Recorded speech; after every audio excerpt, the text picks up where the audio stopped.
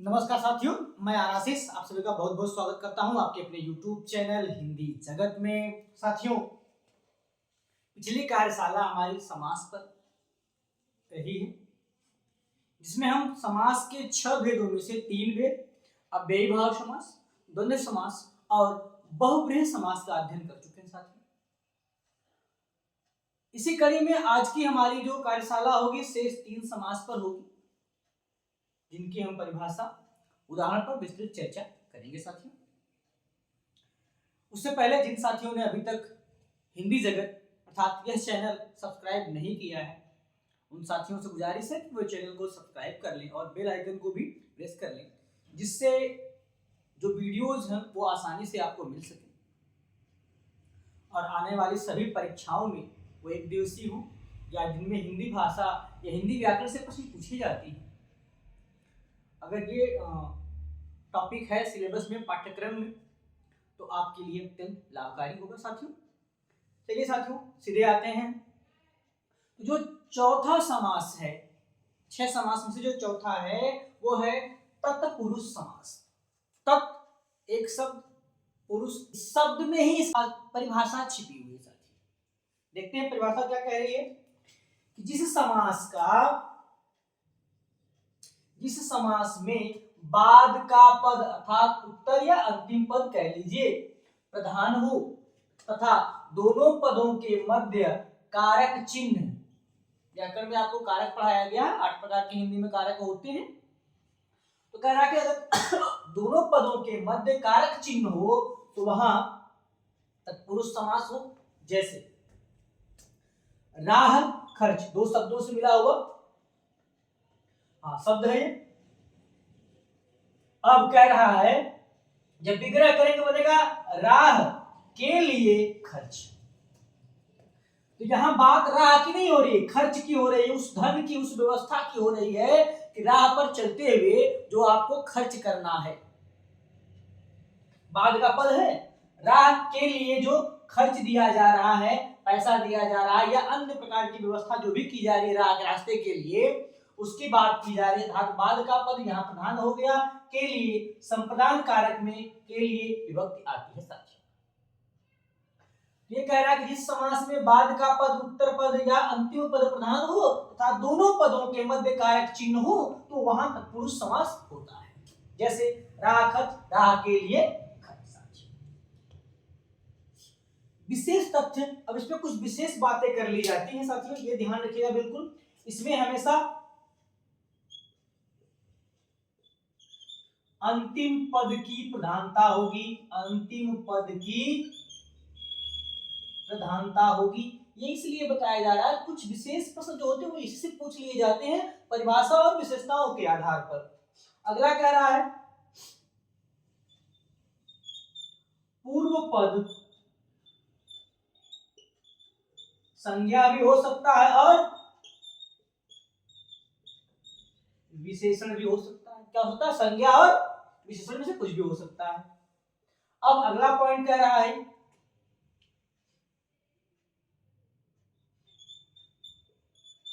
लिंग वचन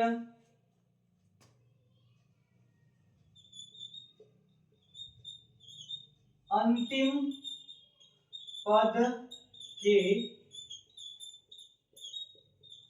अनुसार है।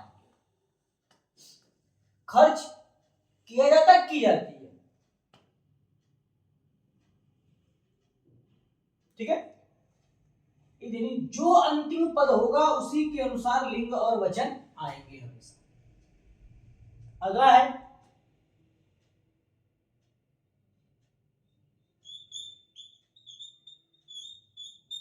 विभक्ति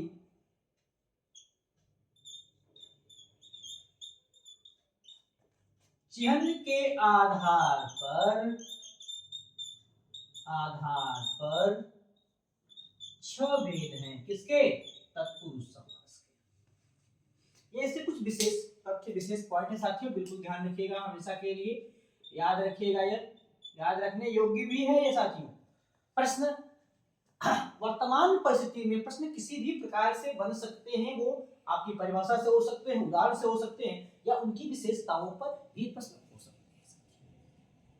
तत्पुरुष समास में हमेशा बाद का पद प्रधान होगा, जो पूर्व पद होगा वो संज्ञा या विशेषण होगा, लिंग वचन अंतिम पद के अनुसार प्रयुक्त किए जाएंगे, विभक्ति चिन्ह के आधार पर यानी कारक चिन्ह के आधार पर तत्पुरुष समास को 6 भेदों में बांटा गया है। कर्ता कारक और संबोधन कारक का तत्पुरुष समास नहीं होता है साथियों। आइए हम चलते हैं इनके भेद की तरफ। के भेद तो साथियों, जैसा कि अभी आपको बताया गया कि कारक चिन्ह के आधार पर, कारक चिन्ह के आधार पर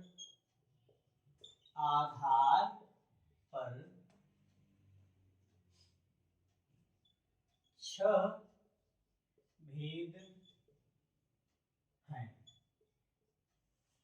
तो कारक चिन्ह के आधार पर 6 भेद हैं। इनके नाम एक बार पढ़ लेते हैं, बारी बारी से इनके परिभाषा उदाहरण पर चलेंगे, ठीक है। इसमें पहला है साथियों कर्म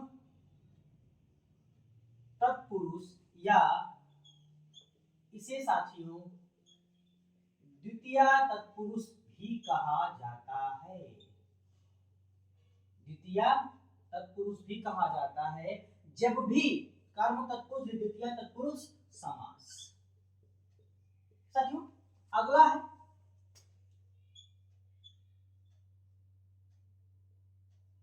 करण तत्पुरुष या तृतीय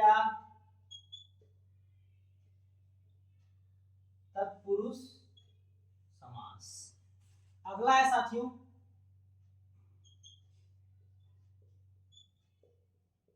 अपादान तत्पुरुष या चतुर्थी तत्पुरुष समास। अगला है साथियों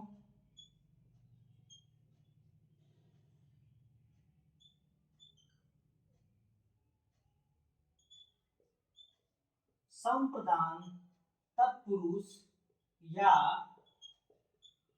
पंचमी तत्पुरुष समास। अगला है साथियों संबंध तत्पुरुष या षष्ठी तत्पुरुष समास। और अगला है साथियों अधिकरण तत्पुरुष या सप्तमी तत्पुरुष समास। साथियों ये हो गए समास के, कौन समास के? तत्पुरुष समास के 6 भेद। 1 2 3 4 5 और ये हो गया हमारा 6। ठीक साथियों, तो कारक चिन्ह के आधार पर जो 6 भेद हैं, अगर हम यहाँ पर चिन्ह देखें तो कौन कौन चिन्ह लगे। कर्म तत्पुरुष समास का हम जब भी विग्रह करेंगे तो इनके मध्य को लग करके आएगा। कर्म तत्पुरुष का करेंगे तो से,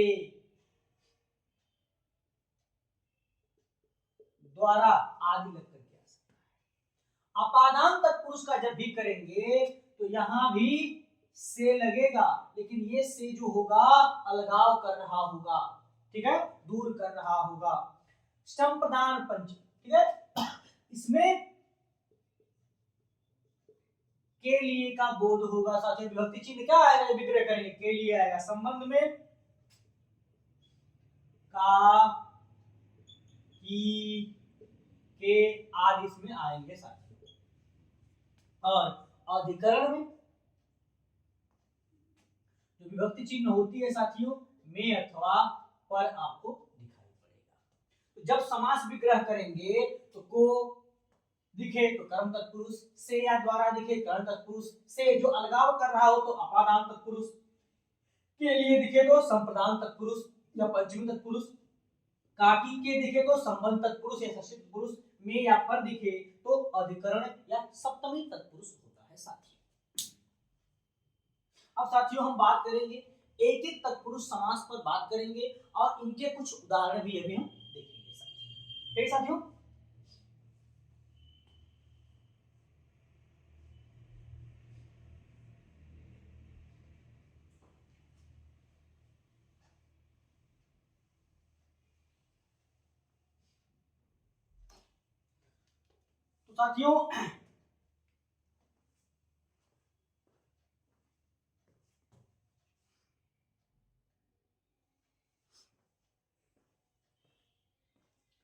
तो साथियों जो हमारा पहला तत्पुरुष समास का भेद है जिसे हम कर्म तत्पुरुष या द्वितीय तत्पुरुष के नाम से जानते हैं, जिसका विभक्ति चिन्ह जो होगा विग्रह करने पर को आएगा। जरा कुछ हम उदाहरण इसके देखते हैं साथियों। जैसे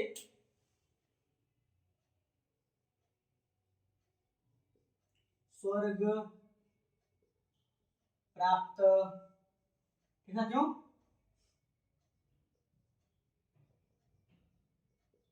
गृहागत,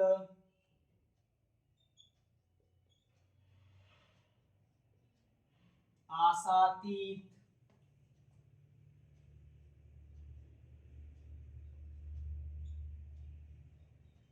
गगनचुंबी,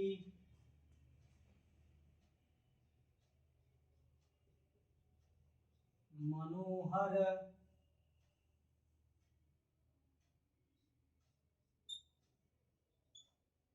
गिरह कट। अब साथियों जरा इसे देखते हैं, विग्रह करते हैं। स्वर्ग प्राप्त,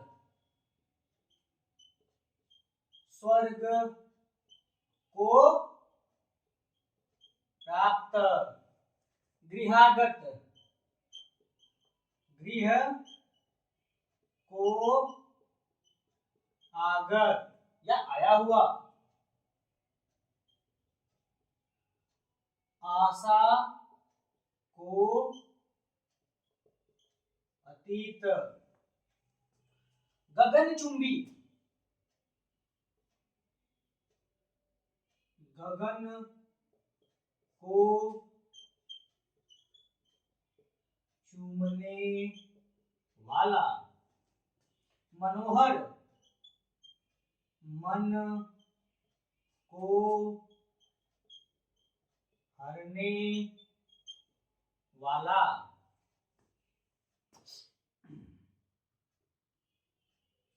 गिरहकट, गिरह अर्थात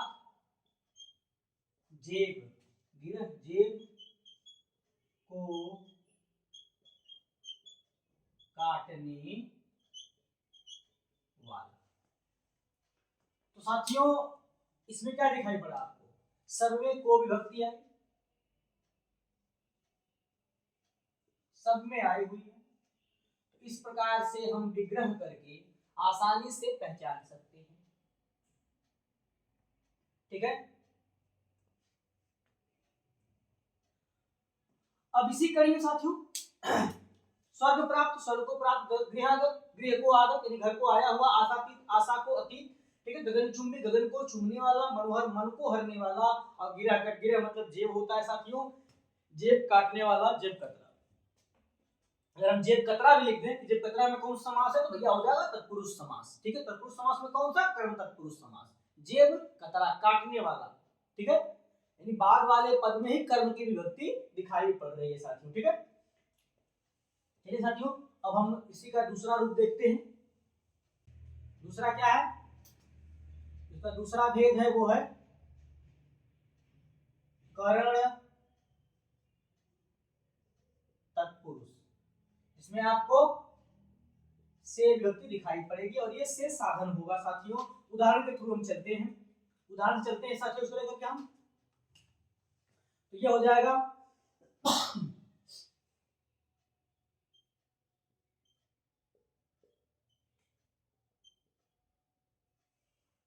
नीति युक्त, नीति से युक्त,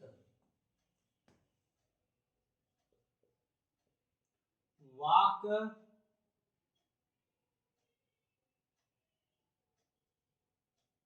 युद्ध, वाक से युद्ध, यानी बातों से जो युद्ध होता है साथियों।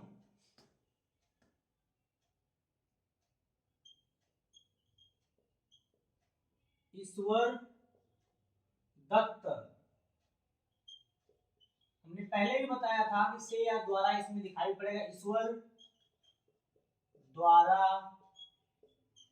दिया गया।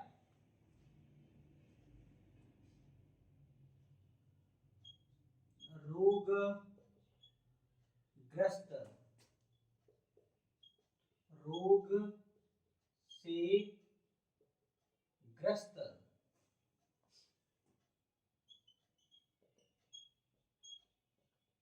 दुखार्त,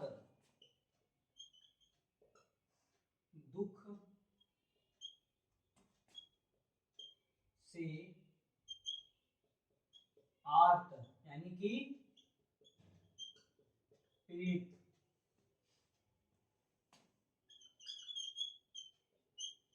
भूख मरा, भूख से मरने वाला। साथियों ऐसे ही भयभीत, भय से भीत अर्थात भय से डरा हुआ, भावपूर्ण भाव से परिपूर्ण या भाव से भरा हुआ, और साथियों हो जाएगा मुंह मांगा।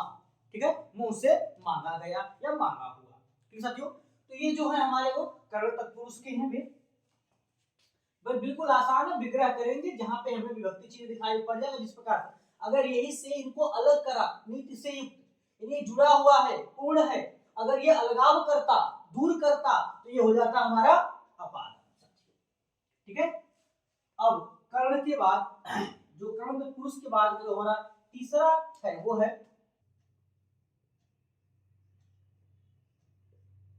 संप्रदान। तत्पुरुष से चतुर्थी तत्पुरुष भी कहा जाता है साथियों। इसका जो चिन्ह होगा वो है के लिए। इसमें हमेशा देने के लिए या कुछ करने का भाव ही दिखाई पड़ेगा। ठीक साथियों, तो जो कि आपको कारक में भी देखा है आपने। चलिए उदाहरण पे हम चलते हैं इनके।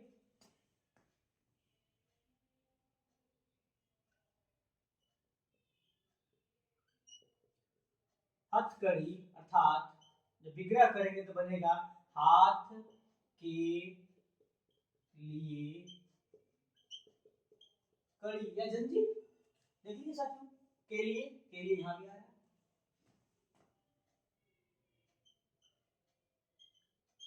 युद्ध भूमि, युद्ध के लिए भूमि। अगला साथियों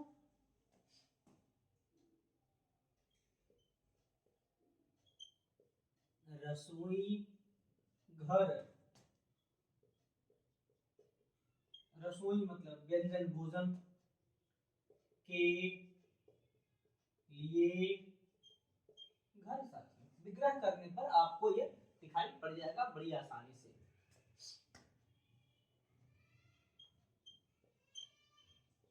राह खर्चे, राह के लिए खर्चे।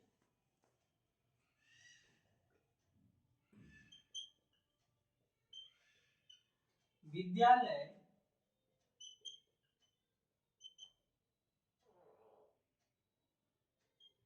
विद्या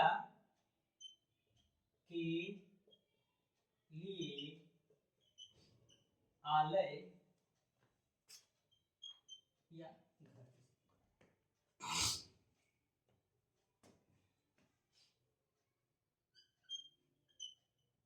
हवन कुंड, हवन के लिए महंगाई भत्ता महंगाई के लिए भत्ता। तो साथियों ये हो गया हमारा तीसरा जो है संप्रदान तत्पुरुष समास। ठीक है, ये इसके कुछ महत्वपूर्ण उदाहरण साथियों, आशा करते हैं आप सबको पसंद आ रहा होगा, सभी लोग इसे नोट कर लीजिए। ठीक है, अब इसी कड़ी में जो हमारा अगला है यानी चौथा अपादान तत्पुरुष, और इस अपादान का जो भाव होगा वो अलगाव का होगा, दूरी का होगा हमेशा।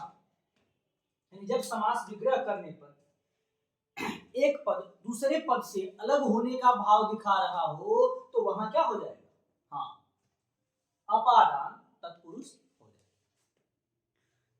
जिस तत्पुरुष समास का विग्रह करने पर दोनों पदों में आपस में अलगाव दूर होने का भाव दिखाई पड़े तो ऐसे समास को कहा जाता है अपादान तत्पुरुष समास, अर्थात पंचमी तत्पुरुष समास भी इसे कहा जाता है साथी।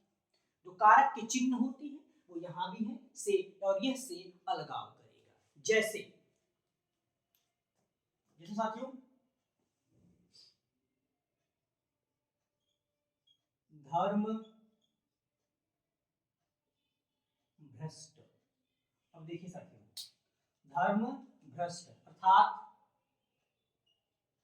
धर्म से भ्रष्ट, जो धर्म से भ्रष्ट है वो धर्म से दूर है, अलग हो गया।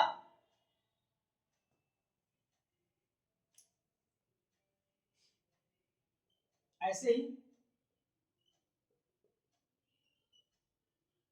जन्मांध, जन्म से अंधा, जन्म से अंधा है व्यक्ति, अर्थात आंख तो है परंतु आंखों में रोशनी नहीं है। रोशनी क्या है, आंख से दूर है, जन्म के समय से ही साथियों। ये हो गया जन्मांध।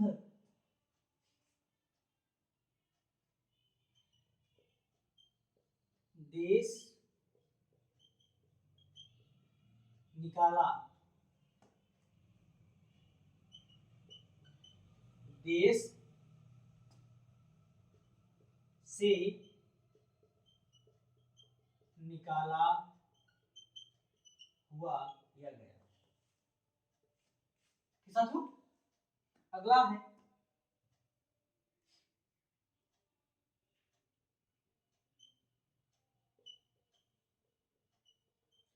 कर्ज मुक्त। अब देखिए कर्ज मुक्त है, कर्ज से मुक्त हो गया अर्थात कर्ज से दूर हो गया ये व्यक्ति, अलगाव हो गया।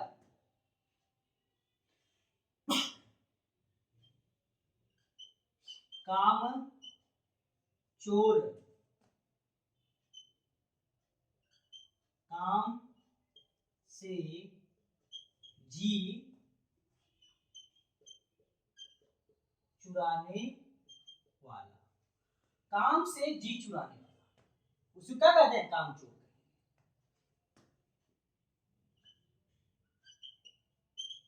तड़ी पार,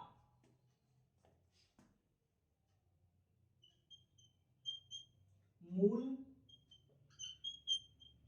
स्थान से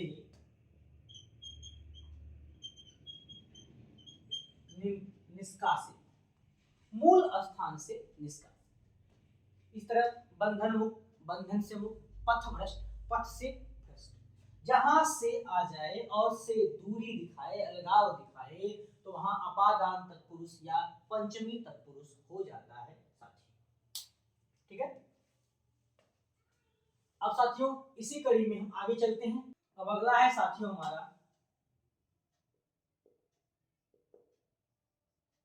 संबंध तत्पुरुष नंबर 5 पे जो है, और यह का की के आदि विभक्ति चिन्ह को दिखाता है। इसे षष्ठी तत्पुरुष समास भी कहा जाता है साथियों। अब उदाहरण में हम इनके उदाहरणों की बात कर लेते हैं साथियों। तो जैसे देखिए भारत रत्न, भारत रत्न, भारत के भारत के रत्न। के विभक्ति चिन्ह आ गया, इन दोनों का संबंध है। और बात की जा रही है बाद वाले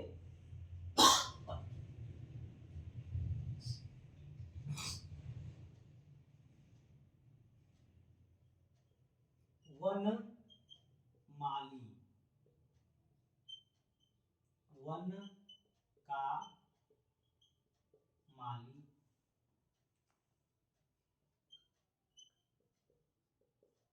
ऋषि कन्या, ऋषि की कन्या,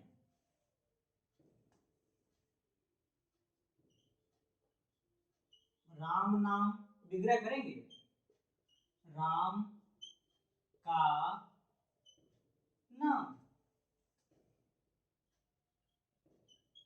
ग्राम वासी, ग्राम का वासी। अक्सर लोग कहते हैं ना सिर दर्द हो गया हमारे लिए, ठीक है। तो आइए अब इसका जो है समास विग्रह कर देते हैं, कौन सा समास है जान लीजिए। सिर का दर्द,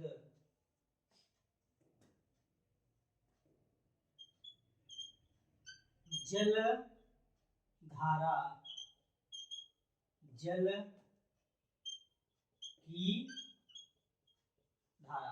अब साथियों हमने पहले भी बताया था इसमें जो विभक्ति चिन्ह आएंगे, लिंग वचन जो होगा वो हमेशा बाद वाले पद के अनुसार, क्योंकि बाद वाले पद की प्रधानता। अब देखिए कन्या है, कन्या के अनुसार की आया, रत्न पुल्लिंग था तो की आया, ठीक है।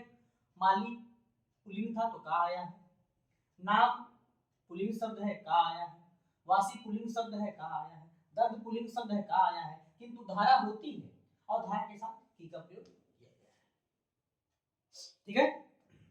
इसी तरह साथियों सेनाध्यक्ष, सेना का अध्यक्ष, करुणपति, करोड़ों का पति, घुड़दौड़, घोड़े की दौड़, राजपूत, राजा का पुत्र या राजपुत्र, राजा का पुत्र, राजमहल, राजा का महल, राजमाता, राजा की माता, सेनापति, सेना का पति या स्वामी, राष्ट्रपति, राष्ट्र का पति, स्वामी, मालिक।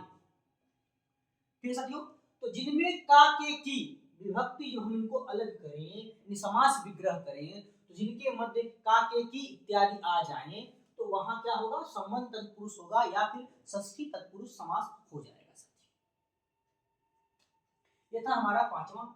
अब इसी कड़ी में साथियों हमारा जो है वो अगला समास है अधिकरण तत्पुरुष समास। इसका क्या है, विभक्ति चिन्ह इसमें में या पर आते हैं साथियों। किसमें आएंगे, जब हम समास विग्रह करेंगे, ठीक है। तो समास विग्रह करके ही हम समास तत्पुरुष समास का कौन सा भेद है उसकी पहचान कर पाएंगे, ठीक है। चलिए इसके उदाहरण देखते हैं इसे।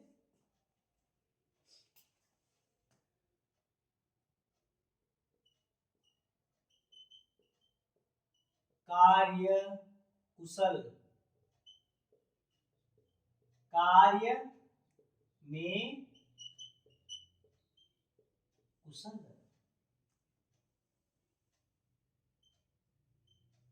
जग बीती, जग संसार पर बीती। देखिए में भी आया और पर भी आ गया साथियों, ठीक है साथियों, ध्यान रखिएगा। नरोत्तम, नर में उत्तम,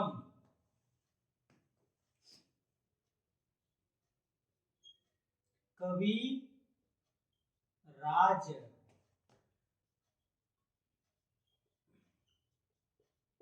कवियों में राजा, कवियों में राजा,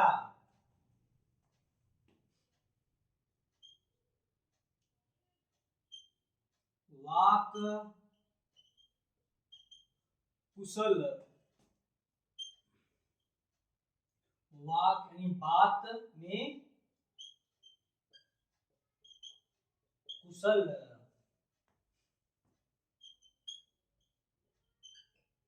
घुड़सवार,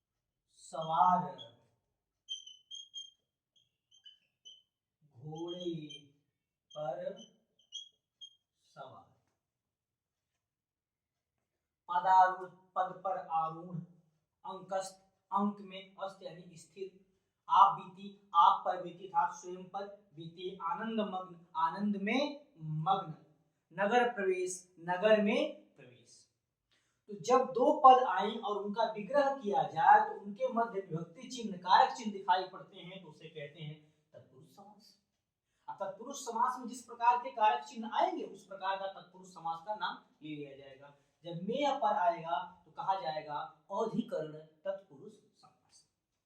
तो साथियों ये रहा तत्पुरुष समास, जिसकी परिभाषा उदाहरण 6 भेद के अंतर्गत हमने देखी। अब हम चलते हैं साथियों अपने अगले समास की तरफ। तो साथियों अब हमारे 5वें समास कर्मधारय समास का हम अध्ययन करेंगे। अब हम कर्मधारय समास जो 5वां भेद है समास का उसका हम अध्ययन करेंगे साथियों।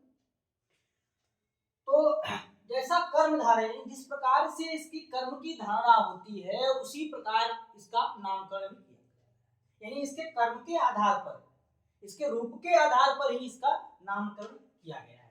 जरा साथियों हम इसकी परिभाषा पहले बात कर लेते हैं, इसकी परिभाषा पर, फिर हम इसके उदाहरणों पर बात करेंगे। कहता है जिस समास के दोनों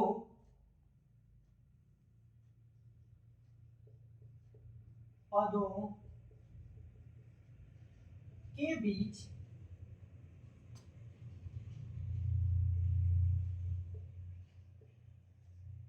विशेषण विशेष्य या उपमेय उपमान का संबंध हो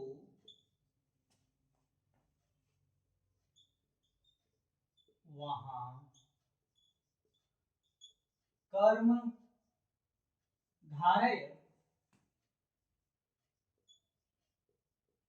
समास होता है।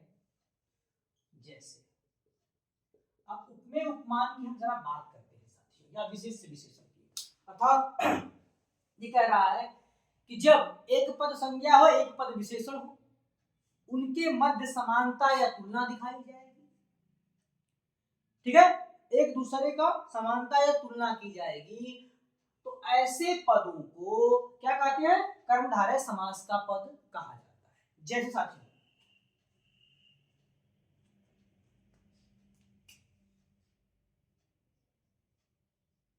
नील कमल। अब जरा देखिएगा, विग्रह करेंगे, नीला है जो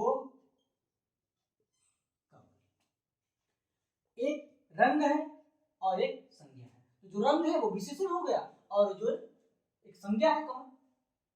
ठीक है, तो नील कमल, तो कह रहा है कि विशेषण या विशेष्य का भाव होगा या उपमेय उपमान का संबंध होगा। तो जैसे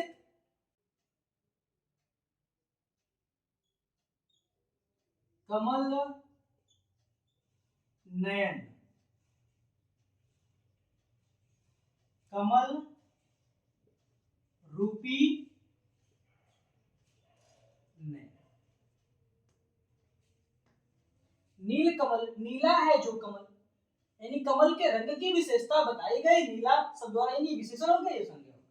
अब यहाँ दोनों ही संज्ञा है किंतु ये कह रहा है कि ये क्या करेंगे, एक दूसरे की तुलना या समानता दर्शाई जाएगी, उपमा दी जाएगी। तो कमल नयन, कमल ये भी संज्ञा है, नयन भी संज्ञा, तो कमल रूपी नयन की बात की गई है। ठीक है, अब जरूरी नहीं है कि जो जिससे तुलना करेगी वो हमेशा आगे रहे, आगे पीछे ये हो सकता है, इसमें कोई बहुत बुरी बात नहीं है। जैसे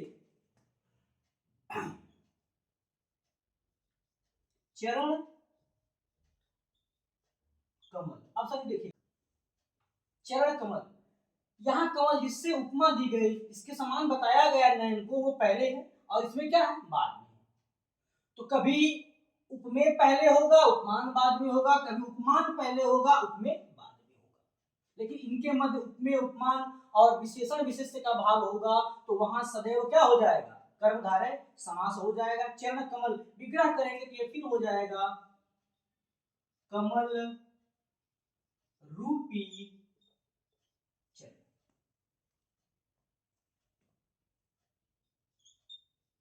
भव सागर, भव रूपी सागर,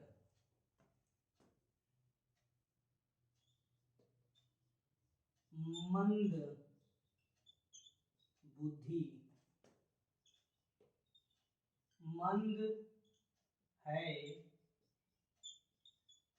जिसकी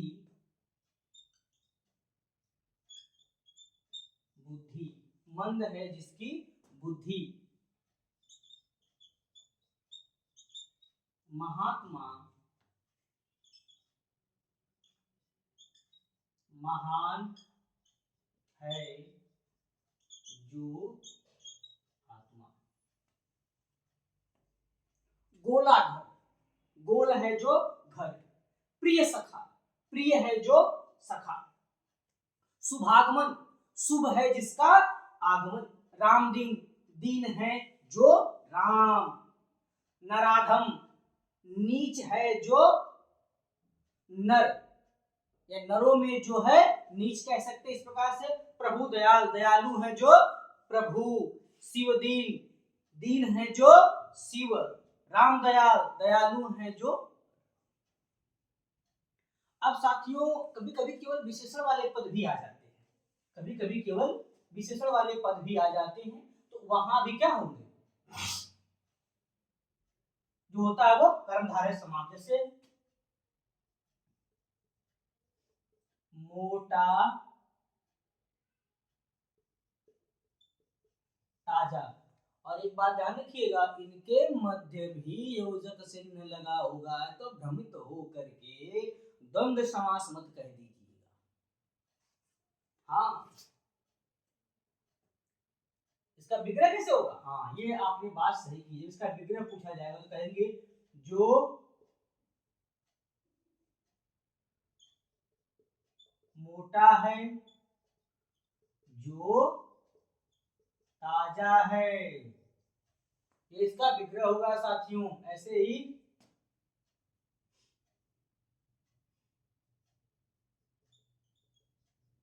सीधा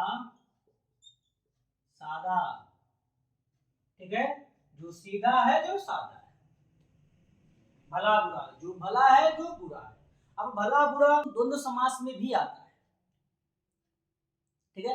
यदि विकल्प में उदाहरण जो विकल्प है प्रश्न का, अगर भला बुरा पूछ दिया और विकल्प में द्वंद्व समास है तो उत्तर आपका द्वंद्व समास सही हो जाएगा। किंतु द्वंद्व समास विकल्प में न है और कर्मधारय समास है, भला बुरा का पूछा जा रहा है, तो उत्तर जो होगा कर्मधारय समास सही होगा, और कर्मधारय समास द्वंद्व समास दोनों है तो दोनों समास सही होगा, ठीक है। ये बात हमेशा ध्यान रखिएगा साथियों। अगला समास जो हमारा है नंबर 6, अगला समास है साथियों हमारा द्विगु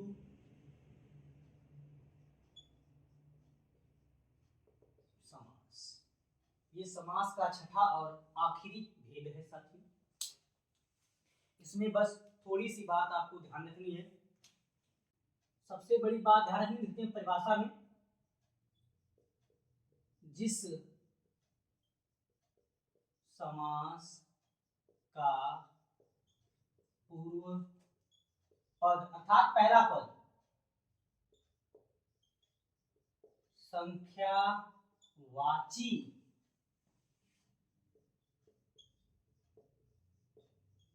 विशेषण हो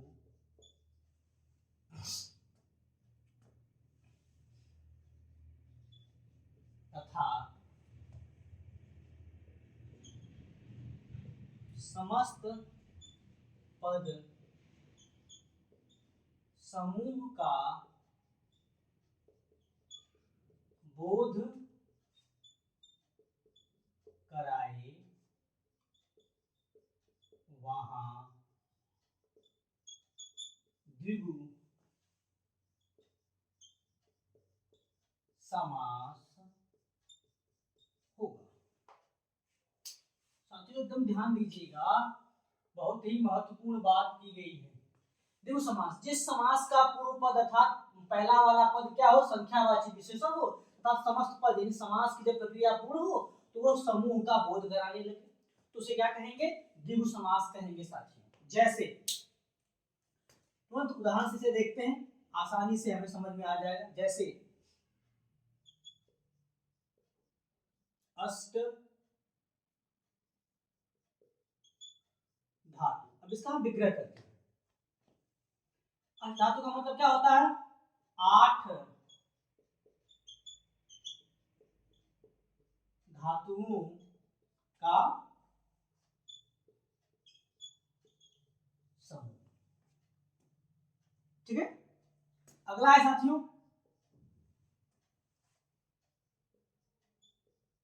सप्त सिंधु, 7 सिंधुओं का समूह।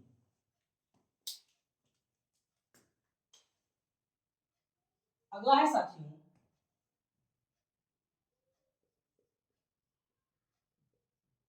दो पहर, 2 पहरों का समाहार या समूह भी कह सकते हैं, कोई दिक्कत नहीं होगी साथियों, समाहार का अर्थ भी वही है।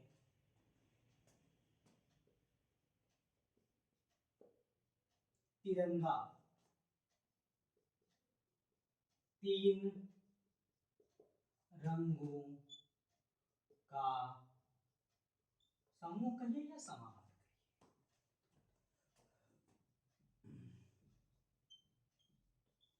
पंचतंत्र, 5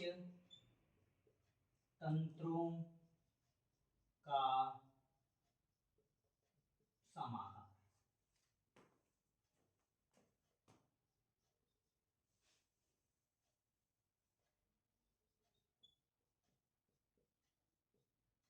चौराहा, 4 राहों का समूह। साथियों यहाँ हमेशा पहला पद संख्या होगा और वह दूसरे पद की विशेषता बताया। कैसी विशेषता, संख्यावाचक विशेषता बताया। तो जिस समास का पहला पद संख्यावाचक विशेषण हो और बाद वाले पद की संख्यावाचक विशेषता बता रहा हो, और जब समस्त पद का हम विग्रह करेंगे तो उससे समूह का बोध होगा, तो ऐसे समास को द्विगु समास कहा जाता है।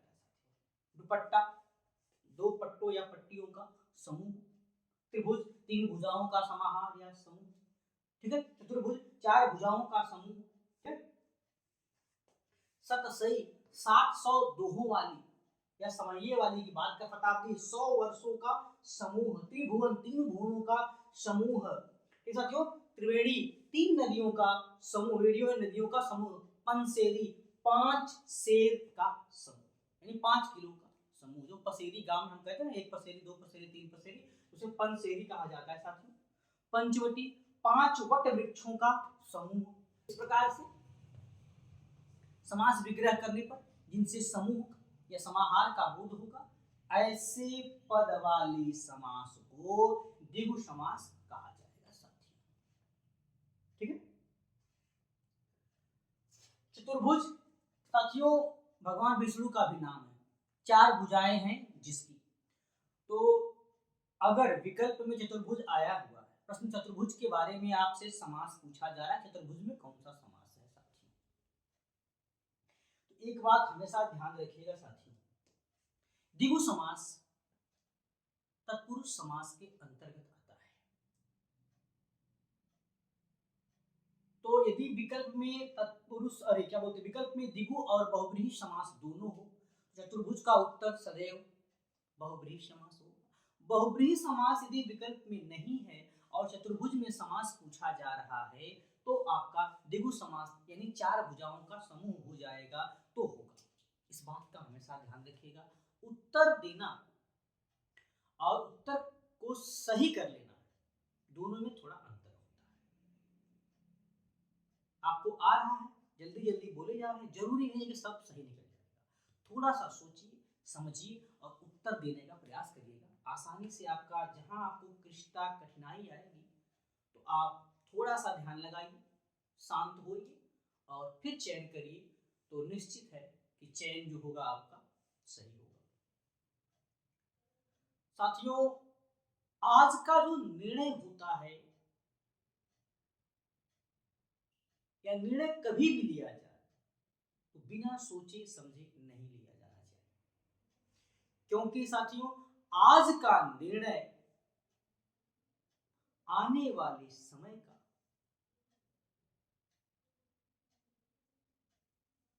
व्यवस्थापन करता है। आने वाले समय में किस प्रकार से आपको कार्य योजना का संचालन करना है वो आज का निर्णय बताएगा। तो साथियों, इसलिए आज का निर्णय जो भी आपको लेना हो सोच समझ के बड़ी सावधानी पूर्वक ही लिया करें। इसी के साथ ये हमारी समाज की कार्यशाला समाप्त होती है। साथियों, आशा करते हैं आप सबके लिए यह लाभकारी होगा। जय हिंद।